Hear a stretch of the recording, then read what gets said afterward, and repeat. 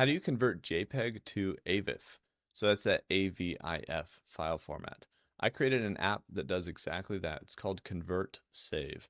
It converts images, video, and audio offline on your desktop, whether you're on Windows or Mac. And conveniently, it's drag and drop. So we got these JPEG files, we drag them over to ConvertSave, we select the output. In this case, I'm going to scroll down and find my AVIF file and hit convert. And it's going to save those AVIF image files right next to wherever the original images came from.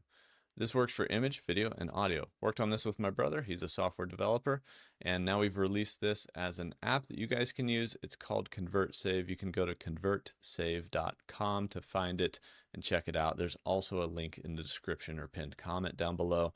We're working on adding a lot more advanced features really soon, or they might even be already out depending on when you're watching this video. It's very easy to convert JPEG to AVIF, and there's hundreds of different file types that ConvertSave can do. And like I said, no more weird, sketchy websites. This guy does not upload files anywhere. It does not make you download them. You can literally just drag and drop, hit the button. It works on your system and then saves those files. ConvertSave. It's that simple. Appreciate your guys' support, and I will see you in the next one.